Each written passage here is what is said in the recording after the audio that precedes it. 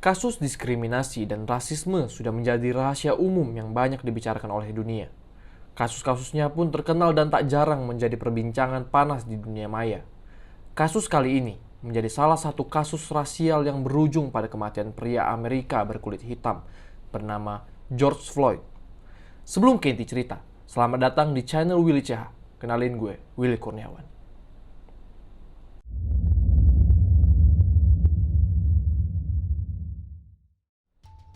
George Floyd adalah seorang pria yang lahir di Fayetteville, North Carolina, Amerika Serikat pada tanggal 14 Oktober 1973 dan tumbuh besar di Houston, Texas. George memiliki dua saudara laki-laki bernama Philonis dan Rodney, tumbuh besar di Houston, Texas. Sedari kecil, George diketahui mengikuti banyak kegiatan masyarakat dan olahraga. Ia mencoba berbagai hal dalam hidupnya, namun ia sangat tertarik dengan musik, terutama rap. George dikenal sebagai pria yang memiliki sisi baik dan digambarkan sebagai sosok yang ramah, sopan, dan baik hati. Selain itu, ia juga mudah bergaul dan memiliki kemampuan sosial yang baik. Di sisi lain, George ternyata pernah terlibat dalam beberapa masalah hukum, seperti penangkapan dan penjara.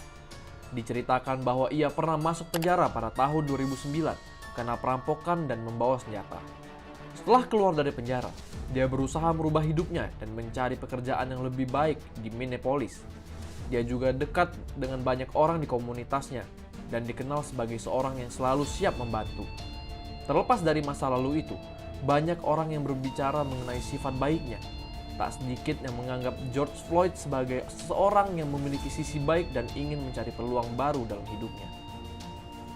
Sampai di tahun 2020, George menetap di Minneapolis dan bekerja di bidang keamanan di sebuah restoran bernama Chonga Latin Bistro. Ia terkenal dekat dengan banyak orang di lingkungannya karena sifatnya yang ramah dan baik hati.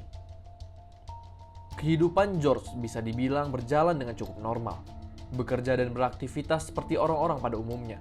Namun, hari itu, tanggal 25 Mei 2020, diketahui ada sebuah laporan yang masuk mengenai George. Ia terlibat masalah karena laporan bahwa dia menggunakan uang palsu di sebuah toko kelontong di Minneapolis. Beberapa pegawai toko menganggap uang yang ia pakai untuk membayar barang adalah uang palsu. Setelah mendapat laporan ini, mereka pun memutuskan memanggil polisi untuk menangani situasi tersebut.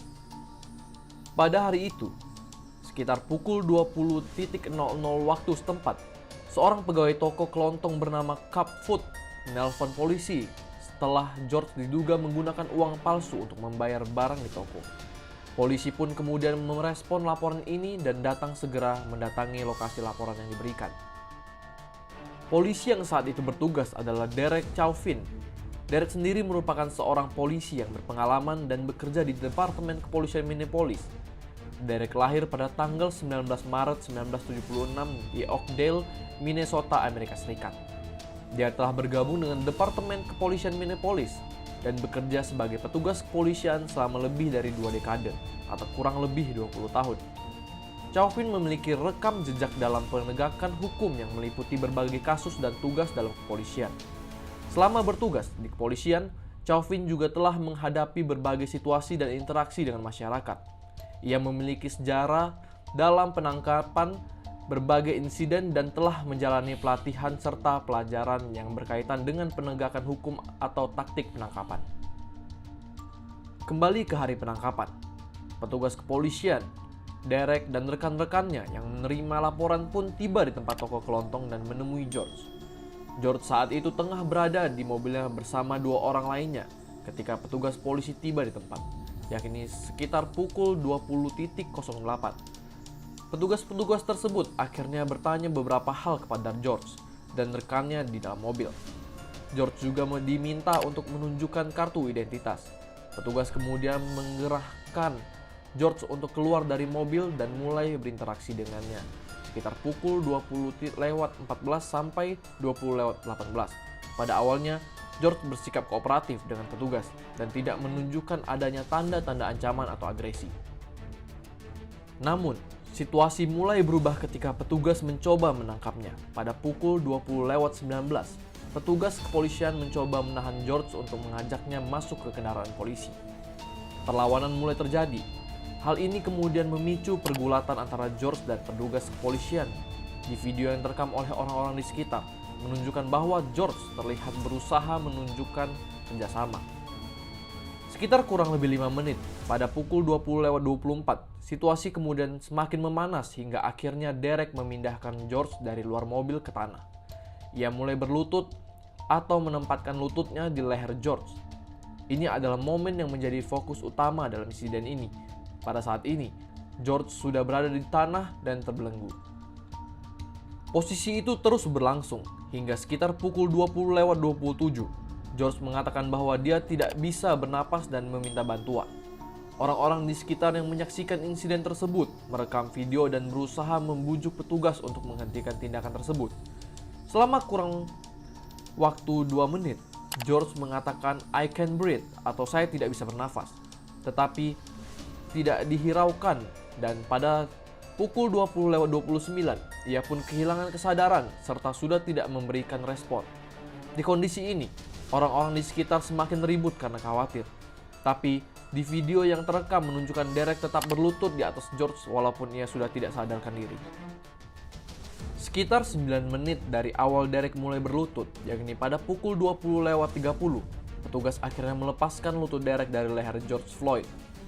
Mereka segera memanggil ambulans dan memindahkan George ke ambulans, tetapi sayangnya ia dinyatakan sudah tidak bernyawa saat tiba di rumah sakit. Kematian tragis George dan tindakan petugas selama penangkapan memicu protes dan unjuk rasa di seluruh Amerika Serikat, serta di banyak negara lain. Video dari tindakan Derek hari itu terekam dalam video yang kemudian viral dan menjadi bukti sentral dalam persidangan Derek Chauvin. Video ini juga yang memainkan peran penting dalam menentukan akibat hukuman atas tindakannya. Siapa sangka, peristiwa yang terjadi dalam jangka waktu kurang dari setengah jam menjadi titik balik yang memicu protes massal dan unjuk rasa di seluruh dunia, serta perdebatan tentang kebrutalan polisi, ketidakadilan rasial, dan reformasi penegakan hukum. Derek dipecat dari kepolisian setelah itu. Dia kemudian diadili atas tuduhan pembunuhan dan tuduhan terkait dalam kasus kematian George Floyd. Dalam persidangan yang berlangsung pada tahun 2021, juri mengadili Derek Chauvin atas beberapa tuduhan-tuduhan. Pada April 2021, Derek dinyatakan bersalah atas 3 tuduhan: pembunuhan tidak sengaja tingkat 2, pembunuhan tingkat 3, dan pembunuhan tidak sengaja tingkat 2. Kasus ini sudah jadi berita global dan jadi poin penting dalam perjuangan melawan kebrutalan polisi dan ketidakadilan rasial. Berikut adalah detail dari tuduhan yang diarahkan kepada Derek Chauvin. Yang pertama, pembunuhan tidak sengaja tingkat 2 atau second degree unintentional murder. Tuduhan ini menyatakan bahwa Derek secara tidak sengaja menyebabkan kematian George Floyd saat melakukan tindakan yang merugikan atau berbahaya yang seharusnya ia sendiri bisa menyebabkan kematian atau cedera serius. Pembunuhan tidak sengaja tingkat 2 adalah tuduhan yang lebih rendah daripada pembunuhan tingkat 1, tetapi tetap menuduh bahwa tindakan Derek menjadi penyebab kematian George.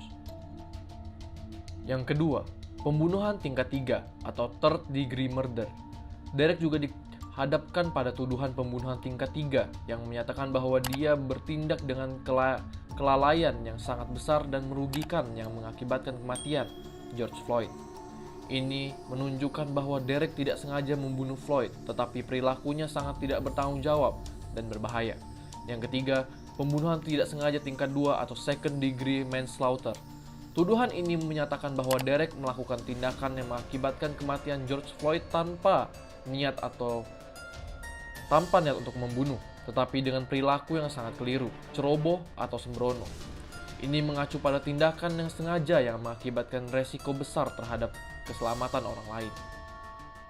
Kasus George Floyd dan persidangan Derek Chauvin mencerminkan sorotan luas terhadap isu-isu kebrutalan polisi, rasial, dan keadilan dalam sistem peradilan pidana. Insiden tersebut juga memicu perdebatan tentang reformasi polisi dan upaya untuk mencegah tindakan penegakan hukum yang melanggar hak asasi manusia.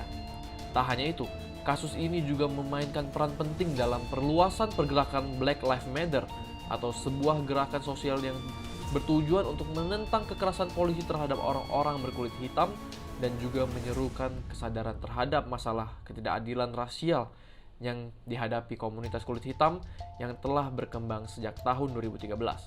Nah, gerakan Black Lives Matter semakin ramai dibicarakan kembali setelah kasus George Floyd ini dan kembali berusaha keras untuk mengubah sistem kepolisian serta melawan diskriminasi rasial. Segitu aja bahasan kita kali ini. Buat kalian yang ingin dan punya cerita misteri atau horor kalian gue ceritain, boleh kirim ke email di bawah sini. Jangan lupa like, comment, share, dan subscribe. Gue Willy Kurniawan. Adios.